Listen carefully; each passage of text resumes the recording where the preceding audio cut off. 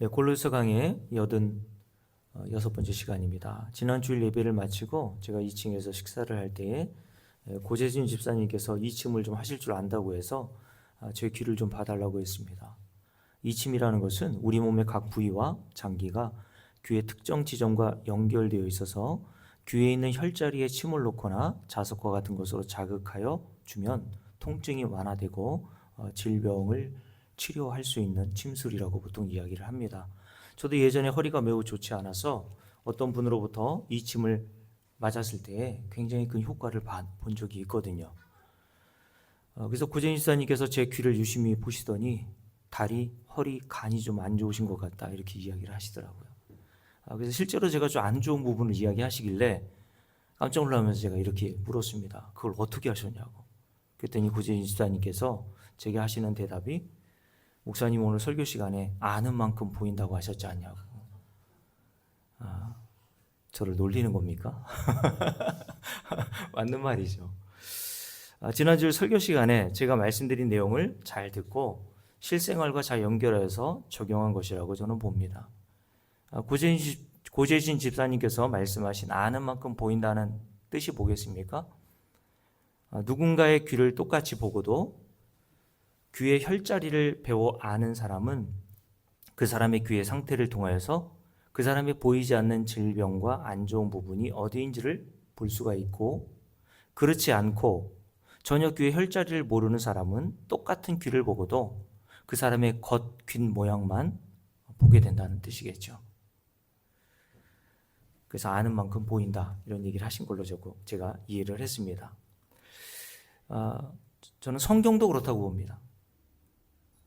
여러분, 성경에 기록되어 있는 유일하신 참 하나님을 여러분들이 어느 정도 아느냐에 따라서 여러분들이 하나님을 섬기는 태도, 하나님을 예배하는 태도, 찬양하는 태도, 이 모든 것들이 다 달라지게 된단 말이죠.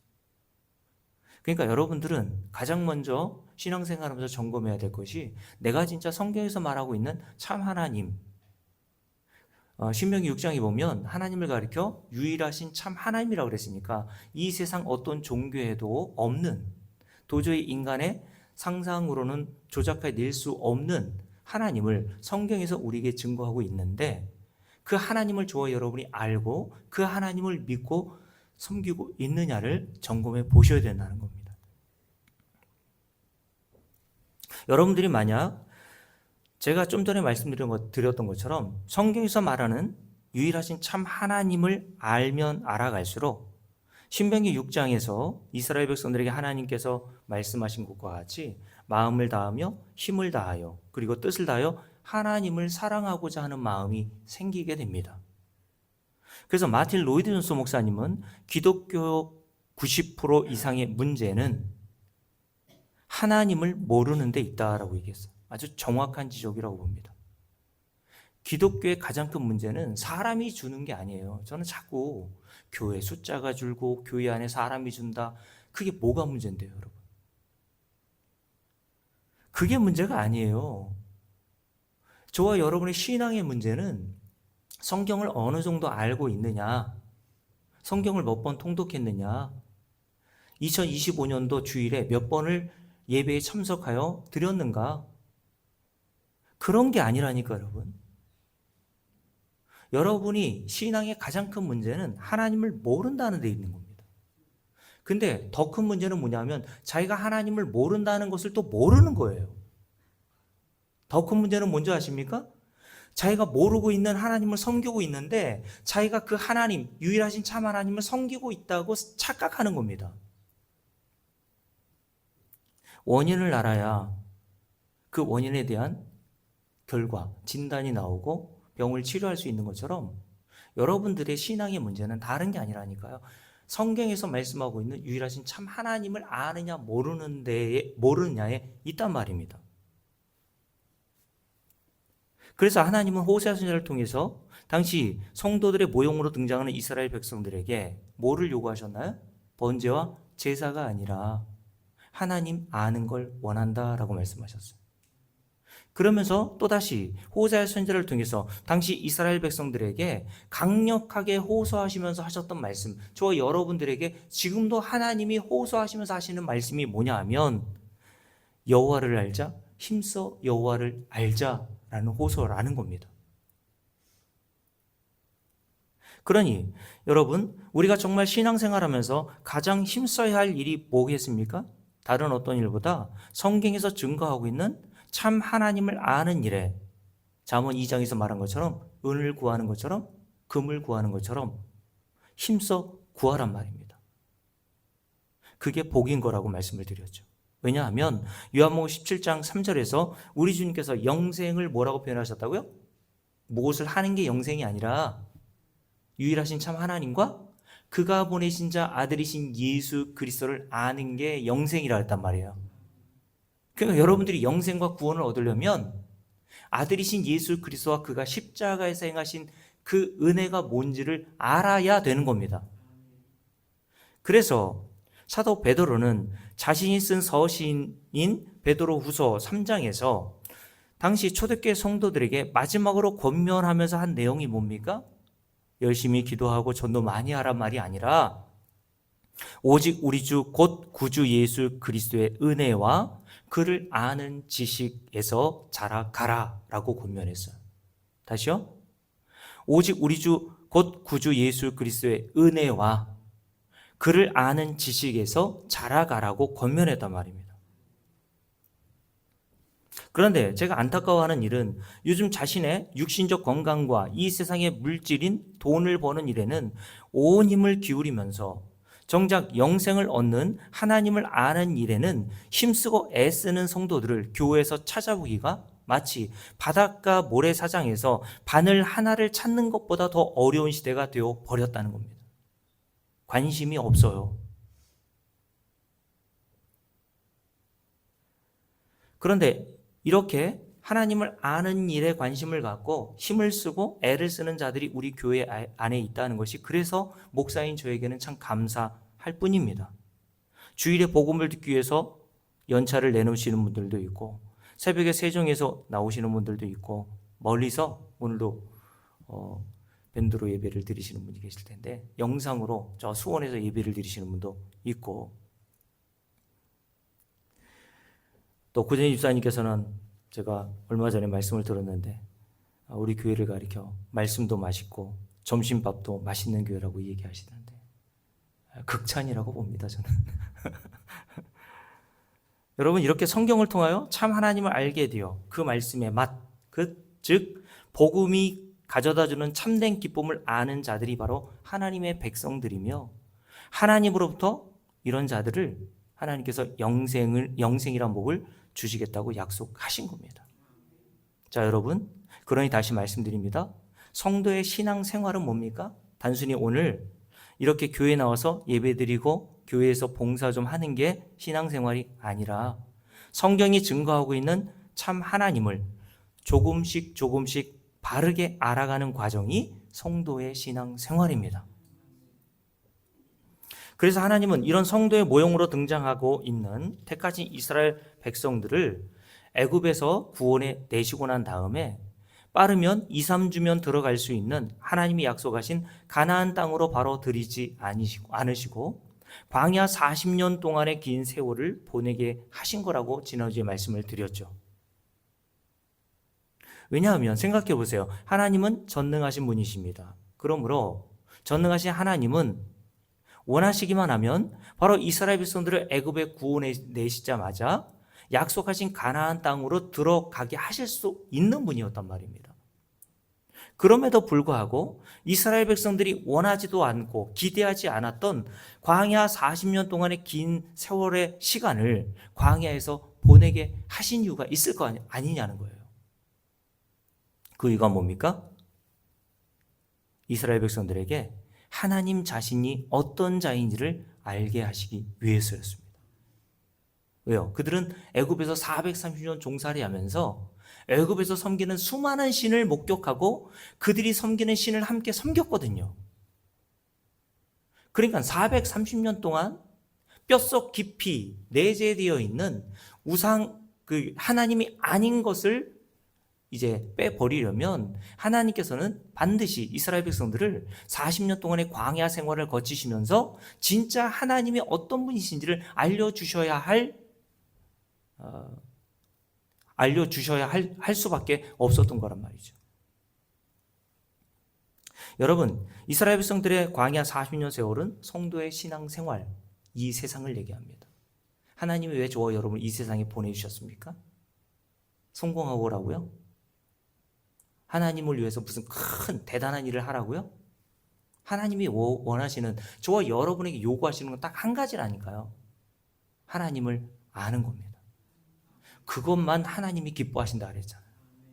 번제, 제사, 이 모든 인간의 수고와 애씀과 이런 것들은 하나님이 원하시는 게 아니라 그 번제와 수고라는 것을 통해서 하나님이 그 안에 담아놓으신 유일하신 참 하나님이 어떤 분이신지를 이스라엘 백성들이 알기를 원하셨는데 이스라엘 백성들이 몰랐던 것처럼 우리도 모를 수 있다는 겁니다. 예배를 드리면서도 헌금을 하면서도 말이죠. 다시 말씀드립니다. 하나님이 우리를 이 세상으로 보내신 것은 잘 먹고 잘 살고 성공하고 하나님을 위해서 무슨 큰 일을 하고 오라고 우리를 이 세상에 보내신 게 아니라 하나님을 알고 오라는 겁니다. 그게 뭐라고요? 그게 영생을 얻는 거라 그랬잖아요. 그런 하나님을 알고 하나님 나라에 성도는 들어가는 겁니다. 하나님을 아는 자만 영생을 얻고 하나님 나라에 들어가게 된단 말이에요, 여러분. 그래서 지난주에 이어 오늘 읽은 본문인 신명기 7장을 우리가 살펴보고 있는데요. 신명기 7장에 보면 하나님께서 모세를 통해서 이스라엘 백성들에게 다시금 하나님이 어떤 분이신지를 가르치죠. 자, 근데 하나님이 어떤 분이신지를 가르치면서 먼저 하시는 일이, 작업이 뭐냐 하면 네가 어떤 자인지를 알라고 말씀하십니다. 자, 먼저 7장 6절부터 함께 쭉 읽습니다. 함께 읽을게요. 너는 여호와 내 하나님의 어떤 자? 성민이라. 성민은 거룩한 백성이라는 뜻이죠. 여러분, 이스라엘 백성들이 뭘 했길래 거룩한 백성이라고 하는 성민이라고 하는 칭호를 받게 됐나요? 아니에요. 그들이 뭘 해서 거룩한 백성이 되는 게 아닙니다. 여러분들이 뭘 해서 하나님 나라에 들어가는 게 아니란 말이에요. 그러면 우리가 어떻게 해서 하나님의 성민, 성도, 구원을 받은 자가 되었습니까? 그 뒤에 나오죠. 함께 읽습니다. 너는 여호와 내 하나님 성민이라. 하나님 여호와께서 지상 만민 중에서 너를 자기 기업의 백성으로 뭐 하셨기 때문에? 택하셨기 때문이다 라고 말씀하세요. 우리가 하나님의 성민이라고 불릴 수 있는 것, 우리가 하나님의 백성, 거룩한 백성이라고 부름을 받을 수 있는 것은 우리의 어떤 수고와 행위에 의해서 우리가 조금 더 나은 사람이 되었기 때문이 아니라 하나님이 우리를 뭐 하셨기 때문에? 택하셨기 때문에, 그 원인으로 해서 모든 성도는 하나님의 성민, 하나님 나라의 백성으로 불리게 된단 말입니다. 그러면서 이렇게 얘기하죠. 함께 읽습니다. 7절. 여호와께서 너를 어떻게 하셨대요? 기뻐하시고 너희를 택하셨대요. 하나님께서 이스라엘 백성들을 택하실 때 억지로 택하신 것이 아니라 기뻐하시는 마음으로 택해 주셨단 말이에요. 이게 성도란 말이죠, 여러분. 하나님이 저와 여러분을 구원하기로, 영생을 주시기로 자기 백성으로 하셨을 때는 억지로 하신 일이 아니라 하나님이 기뻐하심으로 저와 여러분을 택하셨단 말입니다. 그러면서 이렇게 얘기하죠. 함께 읽습니다. 너희를 택하심은 7절. 너희가 다른 민족보다 수요가 많기 때문이 아니니라. 너희는 오히려 모든 민족 중에서 가장 적으니라 라고 말씀하셨단 말입니다.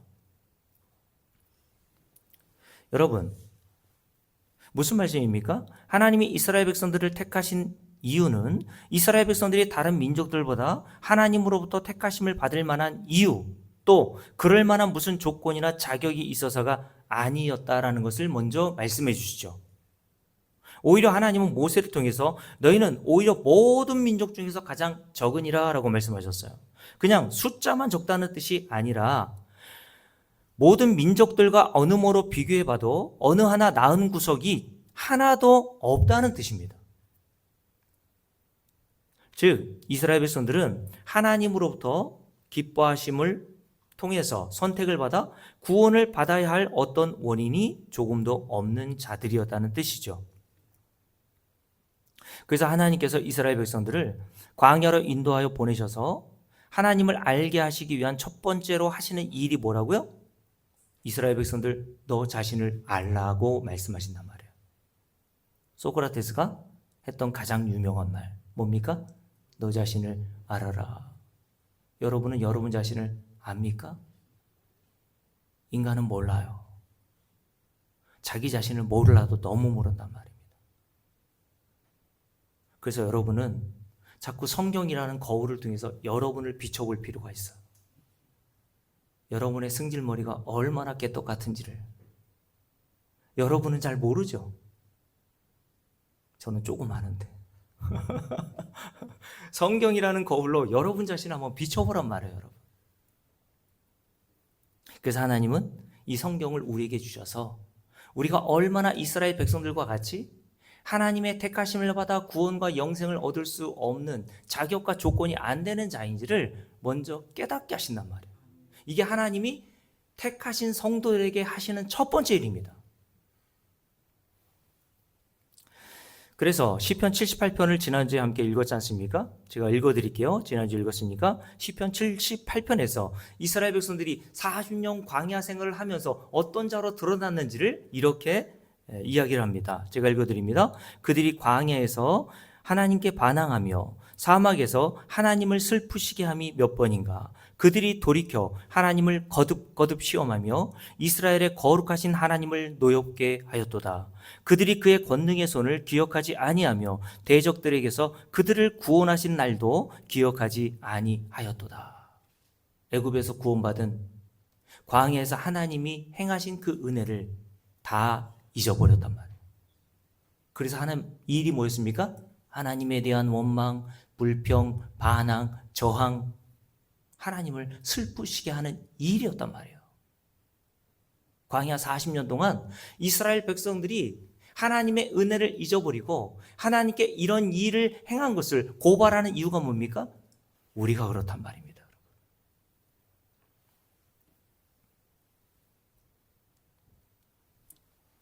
여러분, 이렇게 한 인간이 누군가가 베풀어준 은혜를 모르고 배은망덕하게 행하는 자를 어떤 자라고 표현합니까?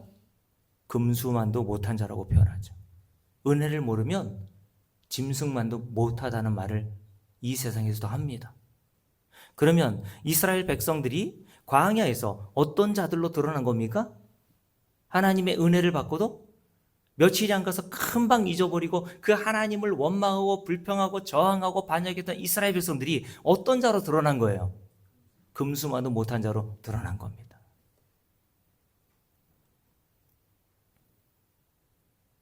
여러분, 하나님께서 이스라엘 백성들을 광야로 인도하셨을 때 이스라엘 백성들이 광야 40년 동안 자신에게 이렇게 모욕적인 언사를 행할 줄을 모르셨을까요? 아셨단 말이에요. 하나님이 저와 여러분을 구원하기로 택하셨을 때 하나님이 저와 여러분이 이 세상에서 하나님을 어떻게 대하며 어떻게 하나님에 대해서 모욕적인 언사를 행할지를 모르셔서 저와 여러분을 택하셨을까요? 아시고도 기뻐하시면서 택하셨단 말입니다.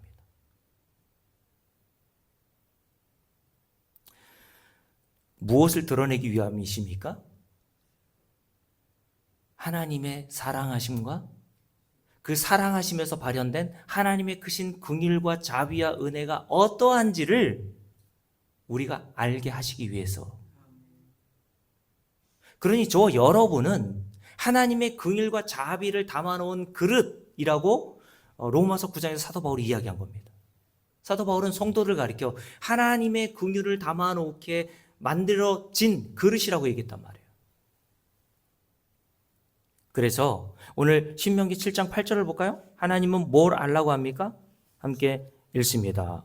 7장 8절 함께 읽습니다. 여호와께서 다만 너희를 사랑하심으로 말미암아 또는 너희의 조상들에게 하신 맹세를 지키려 하심으로 말미암아 자기의 권능의 손으로 너희 저와 여러분을 인도하여 내시되 너희를 그 종되었던 집에서 애굽 왕 바로의 손에서 속량하셨나니 그런즉 너는 알라 오직 내 하나님 여호와는 이런 하나님이시요 신실하신 하나님이시다 라고 얘기한 거예요. 여러분, 하나님의 긍휼과 사랑과 자비가 얼마나 큰지가 드러나려면 뭐부터 전제되어야 됩니까?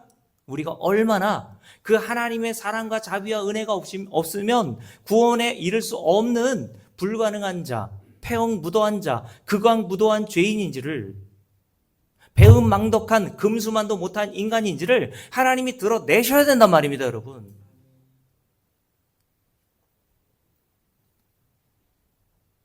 그래서 하나님은 신명기 8장에서 광야 40년 동안의 세월을 보내게 하신 이유에 대해서 신명기 8장을 볼게요. 신명기 8장에서 이렇게 말씀하셨죠? 우리가 지난주에 읽었는데 중요하니까 다시 한번 읽습니다. 신명기 8장 2절입니다. 함께 읽을게요. 내 하나님 여호와께서 이 40년 동안에 내게 광야길을 걷게 하신 것을 기억하라. 이 광야길은 성도의 인생이라 그랬어요.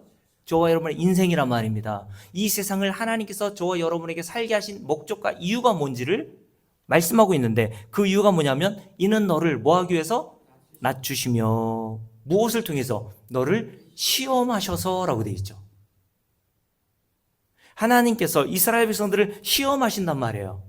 그러면서 이렇게 말씀하세요. 내 마음이 어떠한지 하나님의 그 명령을 너희들이 지키는지 지키지 않는지를 알려 하심이라. 하나님 모르세요? 하나님은 아세요. 근데 누구만 모릅니까? 우리만 몰라요. 우리는 우리 자신의 수준이 어떠한지를 모른단 말입니다, 여러분. 그래서 하나님은 이스라엘 백성들을 광야 40년 동안의 삶을 살게 하시면서 여러 가지 계명과 율법을 주셔서 그들을 시험하십니다. 너 이거 해봐. 이스라엘 백성들은 뭐라고 얘기했습니까? 아, 그거요? 충분히 할 수 있죠, 뭐. 그런데 이스라엘 백성들이 하나님이 주신 계명을 하나도 지켜내지 못하더란 말이에요. 이렇게 해서 하나님이 그들을 뭐 하신다고요? 낮추시며. 3절도 볼게요. 함께 읽습니다. 너를 낮추시며 라고 되어 있죠? 그러면서 그 뒤에 보면 뭐라고 되어 있냐면 사람이 떡으로만 사는 것이 아니요 여호와의 입에서 나오는 모든 말씀. 이게 뭡니까? 이게 성경이잖아요. 여호와의 입에서 나오는 말씀이 기록된 게 우리가 들고 있는 성경이란 말입니다. 이 성경이 뭘 담고 있어요? 여호와 하나님의 인자하심이 어떠하고 긍휼하심이 어떠하시고 하나님의 크신 사랑이 어떠한지가 이 성경, 이 말씀에 담겨 있단 말이에요. 성도는 이걸 먹고 산단 말이죠, 여러분. 그래서 모든 말씀으로 사는 줄을 네가 알게 하려 하심이라 라고 얘기했습니다. 그 하나님의 자비와 사랑과 크신 은혜가 어디에 나타났습니까? 십자가에서 나타난 거예요. 그래서 주님께서 뭐라고 하셨습니까? 십자가에 나타난 그 하나님의 사랑과 그 은혜와 긍휼이 어떠한지를 아는 게 영생이라고 하신 겁니다. 그러려면 먼저 우리에게 하나님이 하시는 일이 뭐라고요? 우리를 낮추셔야 합니다. 그래야 하나님의 자비와 사랑과 긍휼이 확실히 드러날 수 있거든요. 16절 보세요. 여기서도 하나님께서 이렇게 말씀하시죠? 함께 읽습니다. 내 조상들도 알지 못하던 만나를 광야에서 내게 먹이셨나니 이는 다 뭐 하시기 위해서? 너를 낮추시며 너를 뭐 하사? 시험하사. 이렇게 하시는 이유, 궁극적인 이유가 뭡니까? 마침내 너를 이렇게 낮추셔서 너에게 뭘 주시기 위해서? 복을 주려고 하는 거야. 그러니 저와 여러분에게 하나님이 진짜 복을 주시기 위해서는 매일같이 뭐 하셔야 돼요? 우리를 낮추셔야 되는 거예요, 여러분. 우리가 얼마나 불가능한 자이고 얼마나 하나님의 은혜를 모르고 살아가는 금수만도 못한 인간이라는 사실을 매일 이 말씀이라는 도구를 통해서 폭로해 내셔야 되는 겁니다. 그 말씀을 듣고 하나님, 나는 하나님의 긍휼과 자비가 없으면 큰일 날 뻔한 자였군요 라는 걸 아는 자, 그래서 예수 그리스도의 은혜를 꼭 붙들고 그 십자가의 공로만 의지하는 자가 바로 복을 받은 자예요. 그게 영생이라고 그랬잖아요, 여러분. 이런 역할로 주신 게 하나님의 말씀입니다. 그래서 히브리서 4장을 볼까요? 히브리서 4장에 보면 하나님의 말씀의 역할에 대해서 이렇게 이야기를 하죠. 히브리서 4장을 한번 보십시오. 우리가 잘 아는 말씀인데 눈으로 직접 확인해 보겠습니다. 히브리서 4장입니다. 자, 12절부터 함께 읽겠습니다. 하나님의 말씀은 살아있고 활력이 있어 뭐 같아요? 좌우의 어떤 날성검보다 예리하여 혼과 영과 및 관절과 골수를 뭐 하신다고요? 찔러 쪼개요. 쫙 벌려놓는단 말입니다. 찔러 쪼개요. 또 마음의 생각과 뜻을 판단하나니 지으신 것이 하나도 그 앞에 나타나지 않음이 없고 우리의 결산을 받으실 이의 눈앞에 만물이 저와 여러분이 어떻게 벌거벗은 것 같이 다 드러나는도다 라고 말씀하세요. 이게 말씀이 하시는 역할이래잖아요. 하나님의 말씀은 우리를 쪼개내요. 우리가 감추고 있고 우리가 알지 못했던 그 죄악의 실상을 쫙 벌려서 보여주신단 말이에요. 하나님 앞에서 벌거벗은 것 같이 드러나게 하신다. 우리가 어떤 죄인인지를 하나님은 말씀을 통해서 드러내신단 말입니다. 그게 복이라 그랬잖아요. 그래서 내가 죄인 중에 괴수임을 알게 될 때에 그 죄인 중에 괴수에게 주신 그 하나님의 긍휼과 자비와 은혜가 어떠한지를 그때서야 깨닫는 거예요.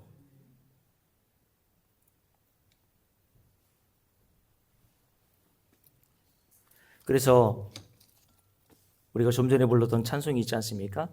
찬송가 214장. 저는 이 찬송을 부를 때마다 제 어머니가 생각이 나요. 왜냐하면 제 어머니가 찬송가 중에 가장 사랑하며 불렀던 찬송이 바로 214장이었거든요. 제가 이제 어렸을 때 저희 어머니께서 어렸으니까 이제 자고 있을 텐데 겨울에 옛날에는 다 불 떼고 살았잖아요. 이제 아궁이가 불을 떼시면서 찬송 소리가 들려와요. 항상 요 찬송이었어요. 그 부지깽이로 톡톡 두들기시면서 근데 유독 3절 찬송을 3절 가사의 찬송을 하시더라고요. 이 3절 가사의 찬송이 이거 아닙니까? 내 힘과 결심 약하여 늘 깨어지기 쉬우니 주 이름으로 구원해 날 받아 주소서. 내 모습 이대로 주 받아 주소서. 날 위해 돌아가신 주 날 받아 주소서. 그냥 제 개인적인 상상입니다. 제 어머니가 왜 이 노래를 좋아하셨을까? 제 어머니도 예수를 믿으면서 아마 수도 없이 말씀을 듣고 다짐하고 결심하셨겠죠. 아무리 아버지가 술 드시고 남편 노릇 못하고 아버지 노릇 못한다 해도 남편으로서 잘 섬기고 말씀대로 열심히 그렇게 살아야지 라는 생각을 그런 결심을 수도 없이 아마 하셨을 거예요. 근데 그게 됩니까? 저 동네 멀리서부터 갈짓자로 오시는 아버지를 봐도 그냥 속에서부터 분노가 나는 거죠. 제 어머니가 그렇게 동네에서도 그렇고 교회에서도 믿음이 좋다고 소문난 분이었거든요. 근데 그게 안 되는 자신을 바라보면서 오늘 214장 3절을 불렀지 않았을까? 하나님, 나는 매일 결심하고 말씀대로 살고 싶은데 그렇게 살아가지 못하는 자신을 발견하면서 하나님 날 좀 도와주세요. 나에게 긍휼을 베풀어 주세요. 이 내 모습 그대로 이런 가능성이 없고 하나님 말씀을 손톱만큼도 지키지 못하고 살아가는 이런 죄인을 좀 받아주세요 라고 하면서 이 찬송을 불렀을 것이라고 저는 생각이 들더라고요. 우리 강경선 장로님 눈물 훔치시는데 우리가 다 이런 자들 아닙니까? 저도 목사지만 정말 하나님을 마음을 다하고 힘을 다하고 성품을 다해 사랑하고 살고 싶어요. 근데 안 되는 걸 어떡합니까? 노력해 본 사람만 알아요, 이 마음을. 하나님은 성도들에게 말씀대로 살고자 하는 욕망을 주시고 살아보게 하신단 말이에요. 근데 매일 실패합니다, 매일. 그리고 이 찬송을 부르는 겁니다. 하나님, 이런 죄인인 나를 좀 받아주세요. 나는 하나님 앞에 이스라엘 백성들과 다를 바 없는 하나님의 은혜를 날마다 잊어버리고 사는 말로는 하나님의 은혜요, 하나님이신 자비와 긍휼을 이야기하면서도 내 안에서는 그 은혜를 모르는 삶이 매일처럼 나오는 나를 바라보면서 하나님, 이 인간 어떡합니까 주님? 그런 절망과 자신에 대한 실망감을 가지고 성도는 사는 겁니다.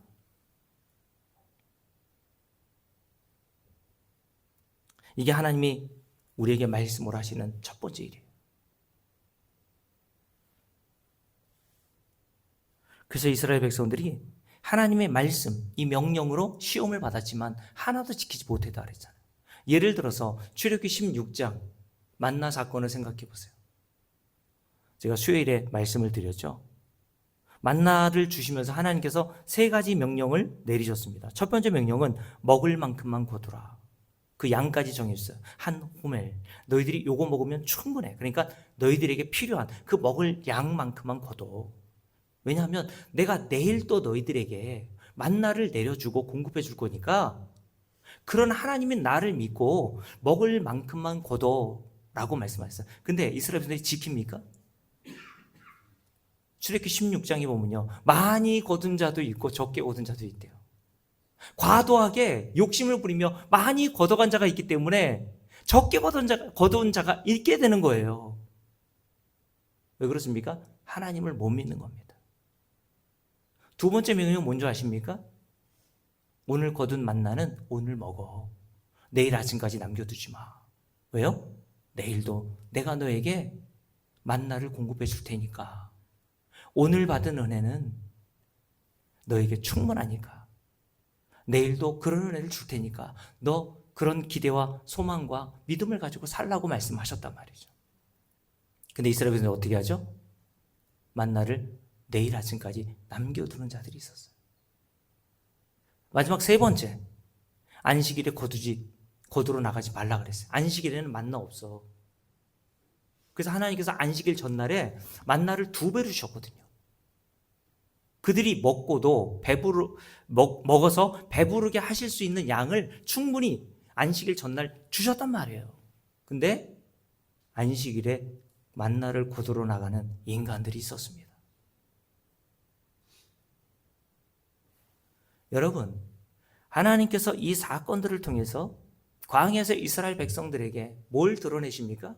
너희들이 얼마나 믿음이 없고 얼마나 하나님을 신뢰하지 않고 살아가는지를. 이 세상에 하나님보다 돈을 더 사랑하며 돈을 더 신뢰하고 살아가고 있는 너 자신을 알라고 우리를 이 세상에서 시험하신단 말입니다. 이 하나님의 시험에 통과할 수 있는 사람이 한 사람도 없어요. 여러분 정말 하나님 사랑하세요? 하나님 정말 신뢰하고 삽니까? 여러분이 정말 돈을 신뢰하는 것만큼, 아니 그보다도 하나님을 정말 신뢰하고 살아요? 공주주방의 한 목사님이 서울에 있는 그 사랑의 교회 대형교회에서 매년 하는 그 행사인데, 시골 이제 작은 교회들 목사들 불러가지고 뭐 수천 명이 오나 봐요. 왜냐하면 경품이 대단해요. 지역별로 스타렉스 한 대씩 이제 뽑아가지고 추첨해서 주고 막 그래요. 근데 저희 지방에서 가신 한 목사님이 승용차 캐스퍼가 당첨되셨어요. 한 2천만 원 정도 되거든요. 그래서 그분에게 막 문자로 뭐 축하한다라고 하는 그런 메시지가 오나 봐요. 제 아내하고 어제 이제 잠깐 이야기를 하면서 그런 얘기를 하더라고요. 제 아내가. 그 목사님은 캐스퍼만 생각나도 웃음이 나고 즐겁겠네, 이런 얘기를 하면서 우리가 정말 하나님을 생각하고 예수 믿는 것에 대한 그 기쁨을 그런 식의 기쁨으로 이해하고 있는가?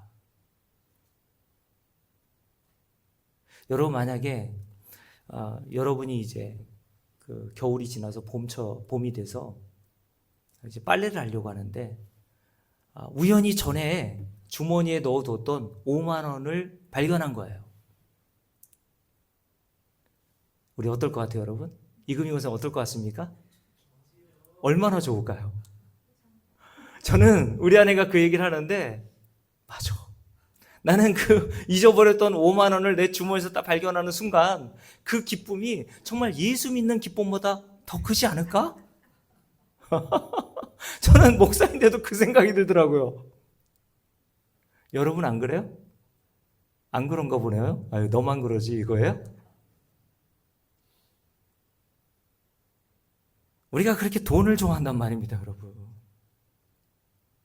근데 찬송은 주 예수보다 더 귀한 것은 없다고 거짓말이나 해대고 말이죠.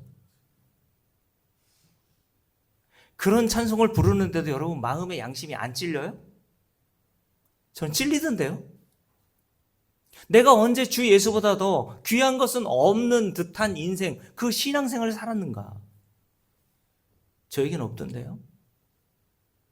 뭘 하든지 나를 위해서, 나의 체면을 위해서 살아가고 있는 우리의 모습이 이 세상 삶에서 신앙생활하면서 드러난단 말입니다. 여러분, 하나님께서 왜 우리를 이렇게 하신다고요? 우리를 뭐하게 하시기 위해서? 낮추시며. 너는 하나님 나라에 들어갈 자격과 조건이란 손톱만큼도 없는 인간이야. 그래서 하나님을 목격하고 환상 가운데 지켜봤던 이사야 선지자 같은 경우에는 자신을 어떤 자로 보았는지 아십니까? 남들보다 훨씬 더 거룩하게 산 이사야 선지자임에도 불구하고 이사야서 6장에 보면 하나님을 환상 가운데 만나고 나서 자기를 이렇게 표현했습니다. 화로다 나여 망하게 되었도다. 나는 입술이 부정한 사람이요 나는 입술이 부정한 백성 중에 거주하면서 만군의 여호와이신 왕을 배웠음이로다. 이 부분을 공동번역성에서는 이렇게 번역했어요.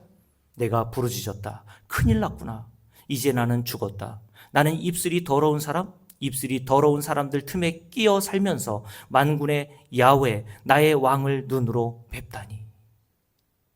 나는 이제 죽었구나. 이사야 선지자뿐만 아니라 우리가 믿음의 조상이라고 이야기하는 아브라함도 하나님을 보고 자신을 뭐라고 고백했는 줄 아십니까? 아브라함이 대답하여 이르되 나는 티끌이나 재와 같사오니 감히 주께 아뢰나이다. 자기 자신을 티끌, 먼지라고 얘기했어. 나는 먼지에 불과해요, 주님. 여러분, 이것은 욥도 마찬가지였습니다. 욥기 42장에 보면 하나님을 만나 뵙고 나서 이렇게 고백했어요. 이제는 눈으로 주를 배옵나이다. 그러므로 내가 스스로 거두어드리고 티끌과 재 가운데에서 회개하나이다. 무슨 말이냐면 하나님 잘못했어요. 나 하나님이 어떤 분인지 몰랐습니다.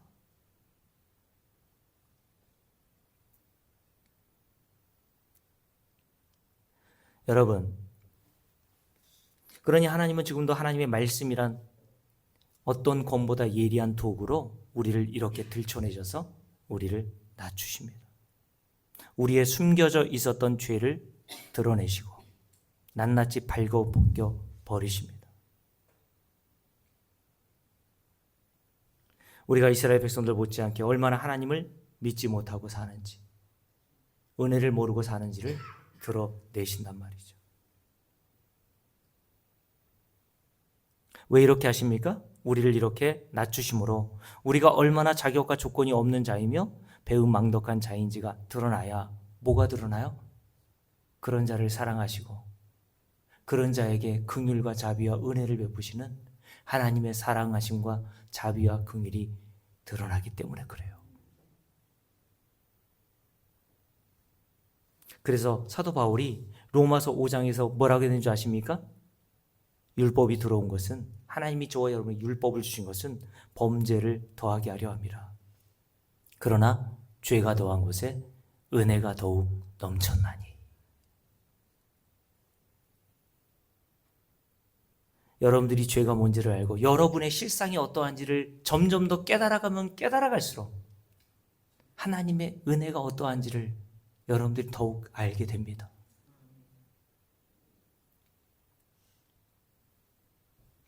그래서 사도 바울은 에베소 교회 성도들에게 뭐라고 얘기했는지 에베소 2장을 한번 볼까요? 에베소 2장을 한번 보십시오.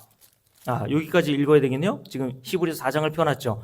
이렇게 해서 하나님이 하시는 일이 뭔지 함께 읽어볼게요. 발가벗기셔서 드러나게 하셔서 우리를 낮추셔서 하시는 일이 뭡니까? 4장 14절 함께 읽습니다. 그러므로 우리에게 큰 대제장이 계시니 승천하시니 곧 하나님의 아들 예수시라. 우리가 그 믿는 도리를 굳게 잡을지어다 라고 얘기하세요.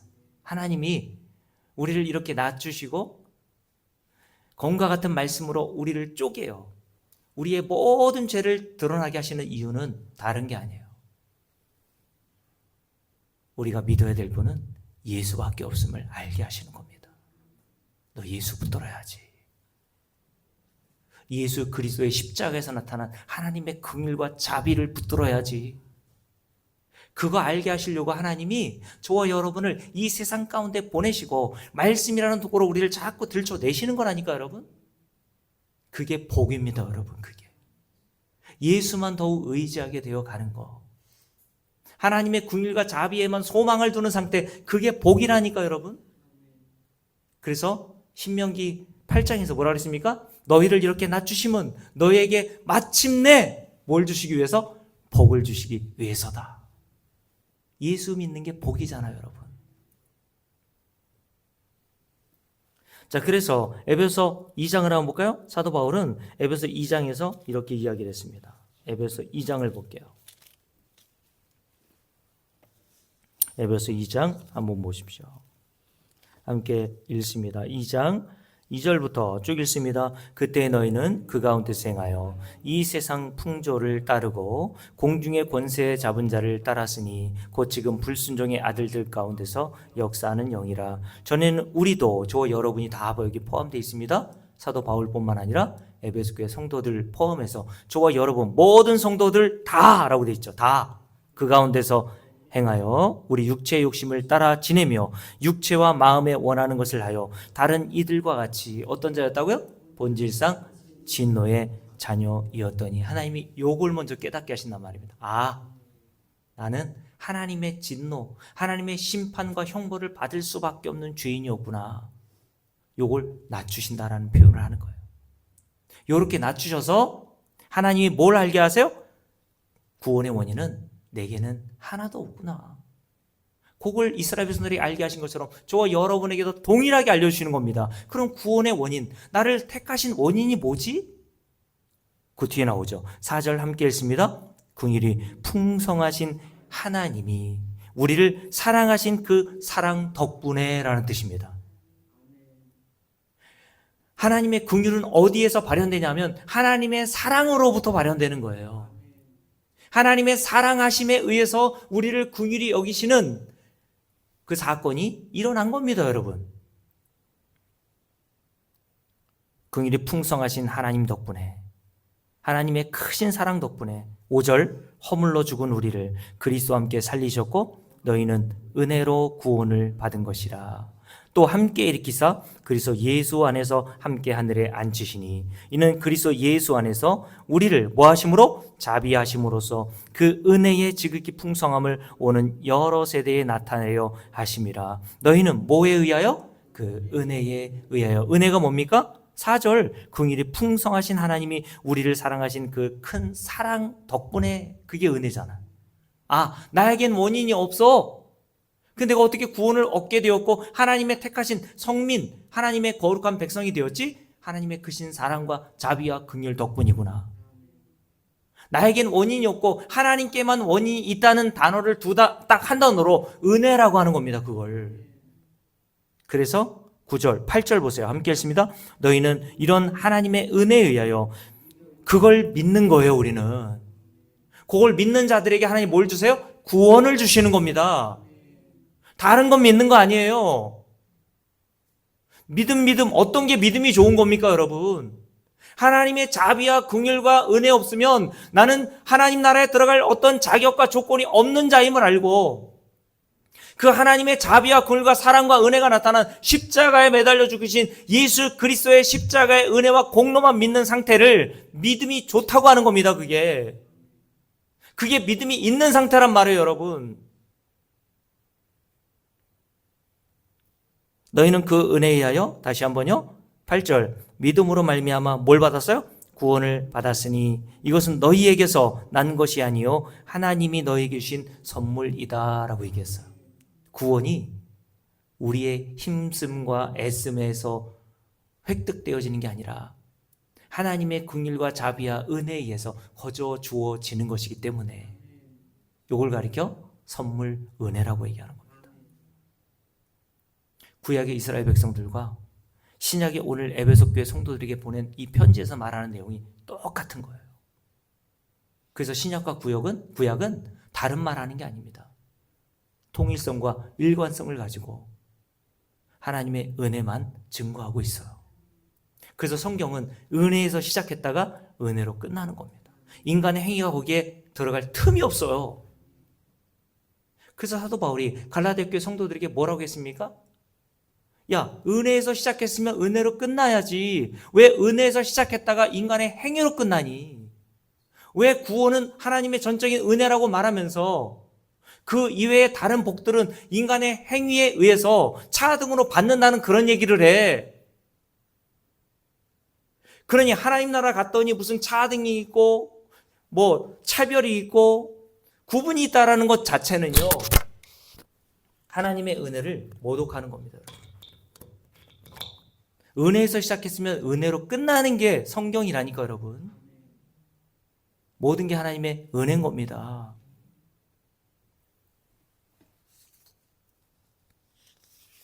여기뿐만이 아닙니다, 여러분. 디모데전서 1장을 볼까요? 디모데전서 1장에 보면 그래서 사도 바울이 이렇게 이야기를 했죠. 자기가 구원을 받은 원인에 대해서 이렇게 이야기했습니다. 디모데전서 1장 한번 보십시오. 디모데전서 1장 아주 유명한 구절이죠. 사도 바울이 했던 말 중에서 1장 13절부터 함께 읽겠습니다. 내가 전에는 어떤 자였어요? 비방자요, 박해자요, 폭행자였으나 라고 얘기했습니다. 이런 자는 하나님의 형벌을 피할 수가 없죠. 이스라엘 백성들이 광야에서 하나님의 한 일로 보면 이들은 절대 하나님의 약속을 받아 가나안 땅에 들어갈 수 있는 자들이 아니었단 말이에요. 근데 어떻게? 이런 사도 바울이 하나님의 택하심을 받아 하나님 나라에 들어가게 되었나요? 함께 읽습니다. 도리어 긍휼을 입었다라고 얘기했어요. 하나님의 긍휼 덕분이었어 라는 얘기를 하는 겁니다. 그러면서 14절 말씀 봅니다. 우리 주의 이런 은혜, 긍휼하심이 그리스도 예수 안에 있는 믿음과 사랑과 함께 어떻게? 넘치도록 풍성하였도다. 밑보다 모든 사람이 받을 만한 이 말이요 그리스도 예수께서 죄인을 구원하시려고 세상에 임하셨다 하였도다. 죄인 중에 그런데 내가 어떤 자? 귀순이라. 죄인 중에 다른 성경 번역본에 보면 우두머리, 두목 이렇게 표현했어요. 누가요? 저와 여러분이. 내가 바로 죄인 중에 우두머리였습니다. 그러면서 16절 함께 읽습니다. 그러나 내가 뭐를 입었어요? 긍휼을 입은 까닭은 계속 뭘 얘기합니까? 하나님의 긍휼 덕분이야. 하나님의 긍휼 덕분이야. 사도 바울이 계속 이야기를 한단 말이에요. 이렇게 긍휼을 입게 하신 까닭이 뭐냐? 나는 예수 그리스도를 박해하고 비방하고 폭행했던 자로서 영원한 하나님의 형벌을 받아야 마땅한 자인데 내가 하나님의 긍휼을 받아 이렇게 구원을 받게 하신 이유가 뭔지를 이렇게 설명하죠. 함께 읽습니다. 긍휼을 입은 까닭은 16절 예수 그리스도께서 내게 먼저 뭐 하셔서? 일체 오래 참으심을 보이사. 여러분, 오래 참음은 어디에서부터 시작되는 겁니까? 어떻게 하셨어요? 고린도전서 13장에 보면 사랑은 오래 참고 라고 되어 있어요. 하나님이 왜 사도 바울이 자기를 박해하고 폭행하고 핍박했는데도 계속 참아내십니까? 하나님의 사랑이 크시기 때문인 거예요.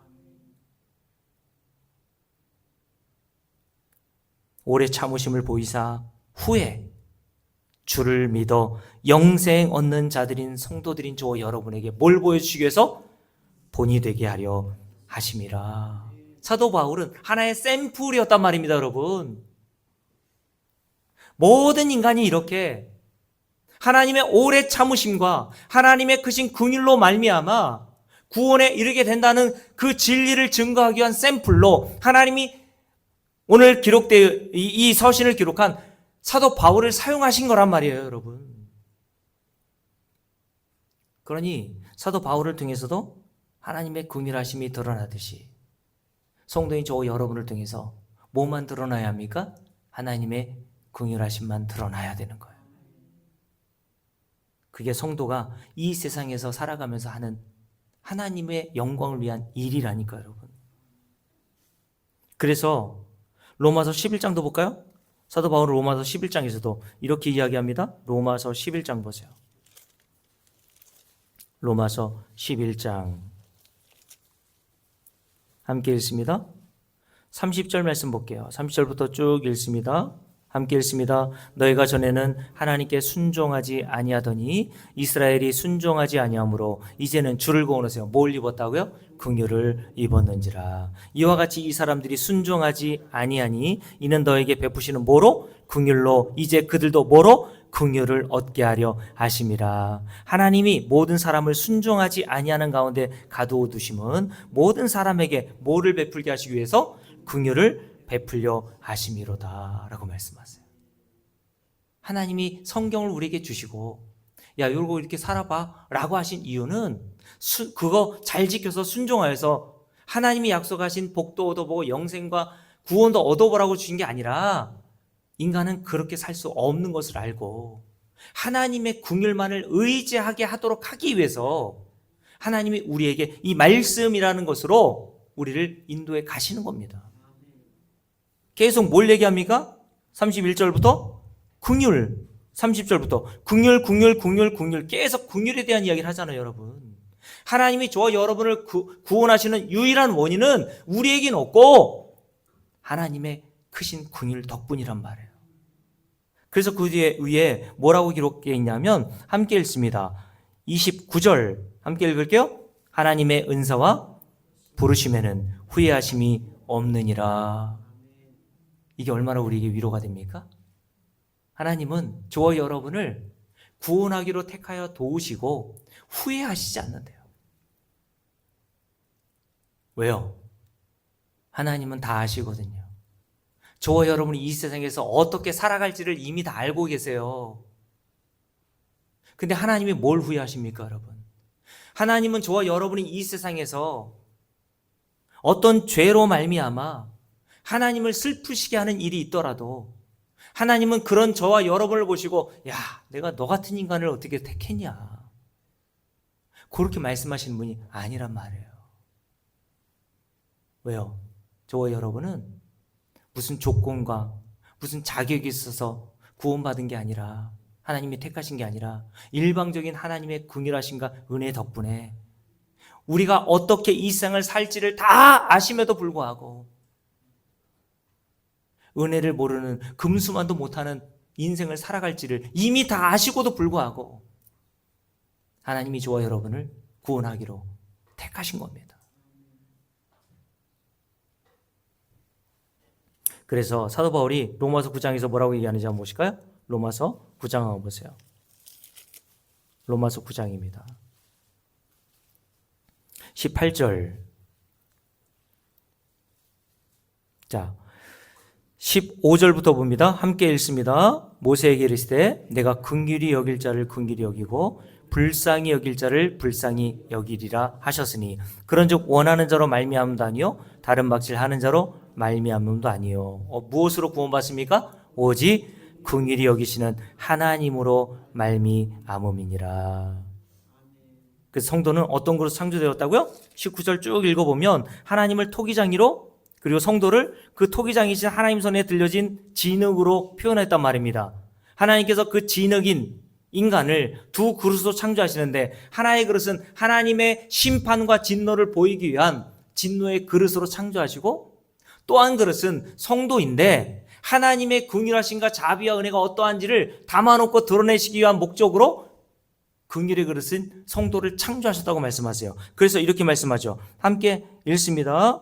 자, 22절 함께 읽을게요. 만일 하나님이 그의 진노를 보이시고 그의 능력을 알게 하고자 하사 멸하기로 준비된 진노의 그릇을 오래 참으심으로 관용하시고 또한 영광 받기로 예비하신 바 어떤 그릇? 긍휼의 그릇에 대하여 그 영광의 풍성함을 알게 하고자 하셨을지라도 무슨 말을 하리요? 이 그릇은 누구예요? 이 그릇은 우리니. 어떤 그릇? 긍휼의 그릇. 하나님의 긍휼을 알게 하시려고 창조된 긍휼의 그릇으로 하나님께서 저와 여러분을 이 땅에 창조하여 보내셨다는 겁니다. 저와 여러분은 가면 갈수록 뭐만 남겨야 됩니까? 그릇의 용도는 무엇이 담겨 있느냐에 따라서 결정되잖아요. 그릇에 김치가 담겨 있으면 무슨 그릇이에요? 김치 그릇. 아무리 좋은 그릇이라도 거기에 똥이 담겨 있으면 무슨 그릇입니까? 오강단지죠. 하나님이 저와 여러분 어떤 그릇으로? 긍휼을 담아 놓으실 긍휼의 그릇으로 창조하셨다고 말씀합니다. 그래서 성도는 매일 기도할 때마다 자기 자신의 실체를 알고 하나님 나를 좀 불쌍히 좀 여겨주세요. 그 기도가 나오는 게 당연한 거예요. 하나님의 긍휼과 자비만을 의지하게 되는 것이 성도의 인생의 삶의 방향으로 가게 될 수밖에 없는 겁니다, 여러분. 그래서 하나님께서 신명기 7장을 볼게요. 마지막으로 신명기 7장에 보시면 광야 이스라엘 백성들을 구원하시고 택하신 이유가 무엇인지에 대해서 이렇게 말씀하시죠. 신명기 7장 함께 읽습니다. 7장 8절입니다. 함께 읽을게요. 여호와께서 다만 너희를 뭐 하심으로? 사랑하심으로 말미암아 라고 되어 있어요. 하나님이 저와 여러분을 뭐 하심으로? 사랑하심으로 말미암아 저와 여러분을 택하시고 구원하신 겁니다. 그 사랑하심이 나타난 증거가 뭡니까? 아들이신 예수를 우리에게 십자가에 내어 놓으신 거예요. 그래서 로마서 5장에 보면 하나님의 사랑하심이 확증된 사건이 바로 십자가라고 얘기하는 겁니다. 저와 여러분이 얼마나 긍휼이 필요한 자인지를 하나님께서 아들이신 예수 그리스도를 십자가에 내어 주시면서 우리에게 알게 하신단 말이에요. 사랑하는 성도 여러분, 여러분은 점점 가면 갈수록 하나님의 이와 같은 긍휼과 자비가 그리고 은혜가 무엇인지를 깨달아가고 있습니까? 하나님의 이런 자비와 긍휼과 은혜가 없으면 인간은 구원에 이를 자격이 없고 조건이 없다는 사실을 여러분 점점 알아가고 있나요? 성경 전체의 이야기는 이 이야기입니다, 여러분. 그러므로 하나님께서 저와 여러분을 매일같이 낮추셔서 나에게는 구원받을 어떤 자격과 조건이 없음을 더욱 깨달아가고 긍휼과 자비와 은혜가 나타난 예수 그리스도의 십자가의 공로만 꼭 붙들게 되는 은혜가 저와 여러분에게 있기를 주의 이름으로 축복합니다.